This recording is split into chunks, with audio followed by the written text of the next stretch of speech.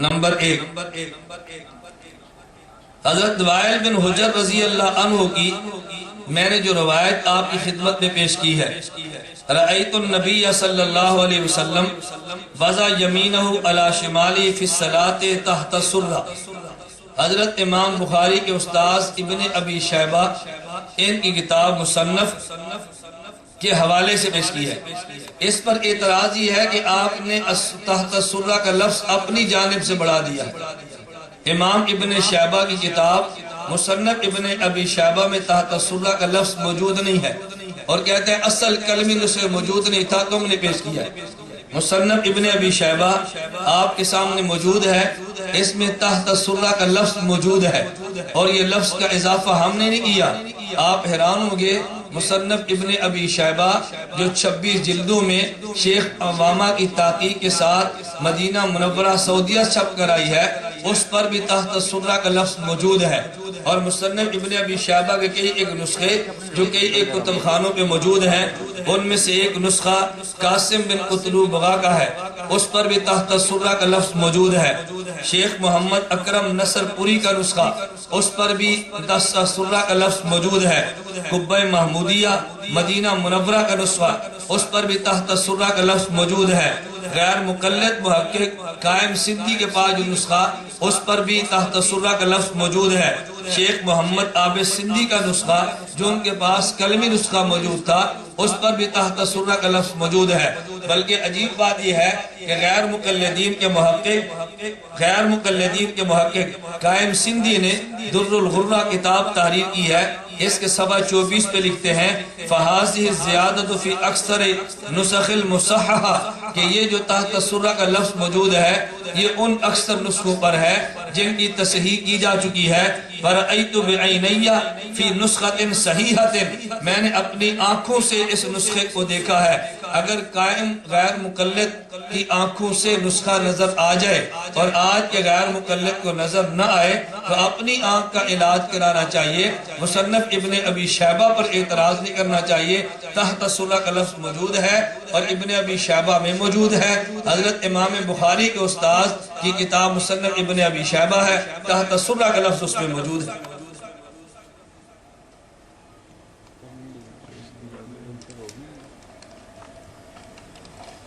حضرت وائل ابن حجر رضی اللہ تعالی عنہ سے میں نے حدیث مبارک پیش کیا ہے کہ وہ خاتم الانبیاء صلی اللہ علیہ وسلم کا عمل پیش کرتے ہیں کہ میں نے نبی کریم صلی اللہ علیہ وسلم کو نماز پڑھتے ہوئے دیکھا کہ نبی کریم صلی اللہ علیہ وسلم نے اپنے دائیں ہاتھ کو بائیں ہاتھ پر ناف کے نیچے رکھا۔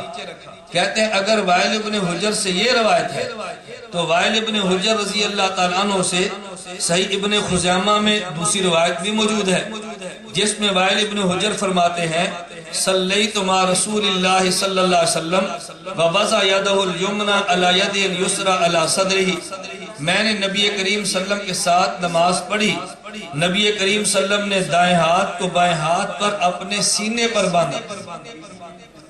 اگر وائل ابن حجر رضی اللہ عنہ سے روایت ناف کے نیچے ہاتھ باندھنے کی موجود ہے تو وائل ابن حجر رضی اللہ تعالیٰ عنہ سے سینے پر ہاتھ باندھنے کی روایت موجود ہے، وہ کیوں نہیں پڑھتے؟ ہم کہتے ہیں وائل ابن حجر سے روایتیں دونوں ہیں، سینے پر ہاتھ باندھنے کی اور ناف کے نیچے ہاتھ باندھنے کی۔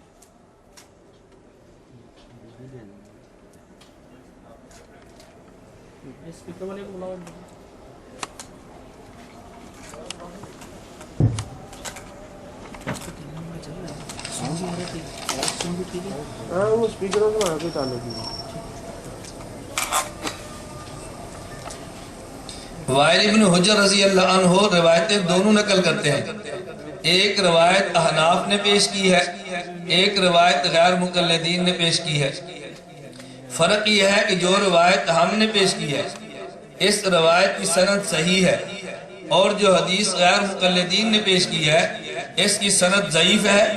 صحیح ابن خزیمہ آپ روایت دیکھیں، اس کے حاشیے پہ لکھا ہوا موجود ہے اسنادہ ضعیف، اسنادہ ضعیف لأن مؤملا وهو ابن اسماعیل سیء الحفظ، اور اس حدیث کی سند کو ضعیف قرار دینے والا غیر مقلدین کا محقق علامہ ناصر الدین البانی ہے.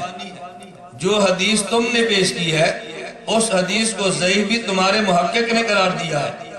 دعویٰ یہ کیا جاتا ہے کہ حناف کے پاس دلائل نہیں ہے اور ہم صحیح احادیث پیش کرتے ہیں لیکن اپنے مسلک پر صحیح حدیث نہ پیش کر سکے. ابن خزیمہ سے روایت وہ پیش کی جس کی سند ضعیف ہے، اور جہاں آپ سے ابن خزیمہ اگر کوئی غیر مقلد آپ کے پاس لائے اسی سے ابن خزیمہ کے نیچے حاشیہ موجود ہے جہاں لکھا اسنادہ ضعیف، وہ حدیث پیش کرے گا اسنادہ ضعیف نہیں پڑھے گا.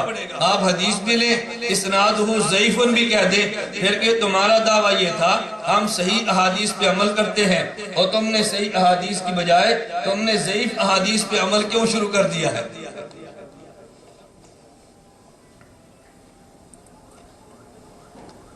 کہتے ہیں آپ نے حضرت علی المرتضی رضی اللہ عنہ خلیفہ راشد کا فتویٰ پیش کیا ہے کہ حضرت علی بن ابی طالب رضی اللہ عنہ فرماتے ہیں من سنت الصلاۃ، کہ نماز کی سنت میں یہ ہے دائیں ہاتھ کو بائیں ہاتھ پر ناف کے نیچے باندھا جائے. کہتے ہیں اس حدیث کی سند میں دو راوی ہیں. نمبر ایک عبد الرحمن بن اسحاق کوفی جس کو امام احمد بن حنبل نے ضعیف کہا ہے. نمبر دو زیاد بن زید السوائی جو مجہول ہے. لہٰذا علی بن ابی طالب رضی اللہ عنہ کا فتویٰ تم پیش نہیں کر سکتے، اس لیے کہ حضرت علی بن ابی طالب رضی اللہ تعالی عنہ کی جو حدیث تم نے بطور فتویٰ کے پیش کی ہے اس کی سند میں دو راوی ہیں، اور یہ راوی ایک مجہول ہے، ایک کو امام احمد بن حنبل نے ضعیف کہا. اس حدیث کو تم پیش نہیں کر سکتے. میں کہتا ہوں جو روایت ہم نے پیش کی ہے حضرت علی بن ابی طالب کا فتویٰ ایک اصول ذہن نشین فرما لیں. علامہ زیلعی رحمت اللہ علیہ نے نصب الرایہ میں ایک اصول بیان فرمایا ہے کہ محدثین حدیث مبارک کو صحیح کہہ دیں. یہ دلیل اس بات کی ہے کہ اس حدیث کے راوی ثقات ہیں. یہ نہیں ہو سکتا کہ حدیث صحیح ہو اور پھر بھی راوی ثقہ نہ ہو. راوی ثقہ ہوں گے حدیث صحیح ہوگی. یہ ممکن نہیں کہ راوی ثقہ نہ ہو اور پھر بھی حدیث صحیح ہو. حدیث کا صحیح ہونا اس بات کی دلیل ہے کہ یہ روایت کے راوی ثقہ ہیں. لہٰذا جس کے بارے میں تم نے کہا کہ ان کو محدثین ضعیف کہتے ہیں، حضرت امام احمد بن حنبل رحمہ اللہ مقدمہ سوالات ابی داؤد لأحمد بن حنبل صفحہ نمبر 53 پہ حضرت امام احمد بن حنبل ہی سے عبد الرحمن بن اسحاق کوفی کو صالح الحدیث شمار کیا گیا. امام احمد بن حنبل نے اگر عبد الرحمن بن اسحاق کوفی کو ضعیف کہا تو حضرت امام احمد بن حنبل نے صالح الحدیث بھی کہا. حضرت امام احمد بن حنبل ہی سے توثیق مقدمہ سوالات ابی داؤد کے اندر موجود ہے.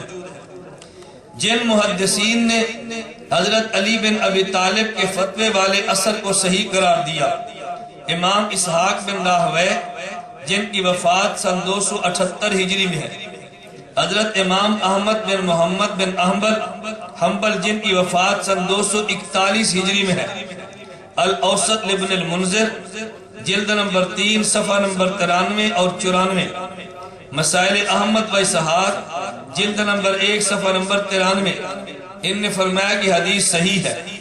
حضرت امام احمد بن محمد امام طحاوی رحمہ اللہ جن کی وفات سن 321 ہجری میں، احکام القرآن للطحاوی جلد نمبر 1 صفحہ نمبر 187، امام احمد بن محمد امام طحاوی احکام القرآن للطحاوی جلد نمبر 1 صفحہ نمبر 187، حضرت امام مقدسی جن کی وفات سن 643 ہجری، الاحادیث المختارہ جلد نمبر 1 صفحہ نمبر 386، حضرت علامہ ابن قیم محمد بن عبد الواحد وفات سن 751 ہجری، بدائع الفوائد جلد نمبر 3 صفحہ نمبر 73، امام ابن قیم یہ وہ حضرات موجود ہیں. محمد بن ابو بکر امام ابن قیم وفات سن 751 ہجری، امام ابن قیم حدیث مبارک کو صحیح قرار دے رہے ہیں۔ اس قدر محدثین کا علی بن ابی طالب کے اثر کو صحیح قرار دینا اس بات کی دلیل ہے کہ ان حضرات محدثین کے ہاں علی بن ابی طالب کی حدیث مبارک کی روایت پر جرح موجود نہیں، اگر جرح ہے تو اس کی توثیق بھی موجود ہے۔ اللہ رب العزت ہمیں ان محدثین کی احادیث کو جس کو صحیح قرار دیں اس پر عمل کرنے کی بھی توفیق عطا فرمائے۔ محض ضد کی وجہ سے کسی راوی پر اپنی طرف سے اشکال پیش کر کے حدیث کو ٹھکرانے سے اللہ محفوظ رکھے۔ ایک بڑا معروف اشکال پیش کیا جا رہا ہے، کہتے ہیں تم نے کہا کہ جب مرد نماز پڑھے اپنے ہاتھ ناف کے نیچے باندھے، اور جب خواتین عورتیں نماز پڑھیں اپنے ہاتھ کو سینے پر باندھے، تم نے ان دونوں میں فرق کیا ہے۔ مرد کے لیے تم مرد کے لیے ناف کے نیچے ہاتھ باندھنے کے قائل ہو، عورتوں کے لیے سینے پر ہاتھ باندھنے کے قائل ہو۔ مرد کے لیے ناف کے نیچے ہاتھ باندھنے پہ دلائل تم نے پیش کیے ہیں، لیکن عورتیں سینے پر ہاتھ باندھے اس کی دلیل کیا ہے؟ میں کہتا ہوں دلائل ادلہ شرعیہ میں سے 4 ہیں۔ نمبر 1 قرآن کریم، نمبر 2 سنت پیغمبر خلیفہ راشد جسے ہم سنت کہتے ہیں، نمبر 3 اجماع امت، نمبر 4 قیاس شرعی۔ یہ 4 ادلہ شرعیہ موجود ہیں۔ میں نے مرد کے ناف کے نیچے ہاتھ باندھنے پہ سنت پیش کی ہے، اصحاب پیغمبر کا عمل پیش کیا ہے، اور تابعین کا مبارک عمل پیش کیا ہے، اور عورتیں سینے پر ہاتھ باندھے۔ اگر میں اس پہ اور دلیل کوئی بھی نہ پیش کرتا تو عورتوں کے سینے پر ہاتھ باندھنے میں اختلاف کوئی نہیں۔ عورتوں کے سینے پر ہاتھ باندھنے کے ہم بھی قائل ہیں، اور عورتوں کے سینے پر ہاتھ باندھنے کے غیر مقلدین بھی قائل ہیں۔ یہ تو اختلافی اور نزاعی مسئلہ نہیں ہے۔ جو مسئلہ نزاعی اور اختلافی تھا میں نے دلائل اس پر آپ کی خدمت میں پیش کیے ہیں، لیکن دلیل کے طور پہ حضرت علامہ عبداللہ بن احمد وفات السعایہ، علامہ عبدالحی لکھنوی رحمت اللہ علیہ نے السعایہ جلد نمبر 2 صفحہ نمبر 156 میں تحریر فرمایا، اما فی حق النساء فاتفقوا علی ان السنت لہن وضع الیدین علی الصدر لانہا استر لہا۔ عورت کا سینے پر ہاتھ باندھنا اس پر امت کا اجماع ہے، اور اجماع امت کو دلیل شرعی بیان کرتے ہوئے علامہ عبداللہ بن احمد وفات 620 ہجری کتاب روضۃ الناظر میں کتاب روضۃ الناظر میں تعریف فرماتا ہے، والاجماع حجت قاطعۃ عند الجمہور۔ جمہور اہل سنت کے ہاں اجماع ایک دلیل قطعی ہے۔ دلیل قطعی کا معنی یہ ہے وہ شک اور شبہ کو کاٹ کے رکھ دیتی ہے۔ تو اجماع وہ لوگ مانیں گے جو شبہات سے بالا تر ہے، اور جو شبہات کے اندر خود مبتلا ہے، امت کو شبہات اور وساوس کے اندر مبتلا کرتے ہیں، وہ اجماع ماننے کے لیے تیار نہیں ہوں گے۔ اور اجماع امت کی دلیل قرآن کریم کے اندر بھی موجود ہے۔ اللہ ہم سب کو اجماع امت کو مانتے ہوئے عورتوں کے لیے سینے پر ہاتھ باندھنے کا قائل ہونے کی توفیق عطا فرمائے۔ قرآن، سنت اور خلفائے راشدین کے مبارک عمل کو دیکھتے ہوئے مردوں کے لیے ناف کے نیچے ہاتھ باندھنے والے عمل کو قبول کرنے کی توفیق عطا فرمائے۔ وآخر دعوانا ان الحمدللہ رب العالمین۔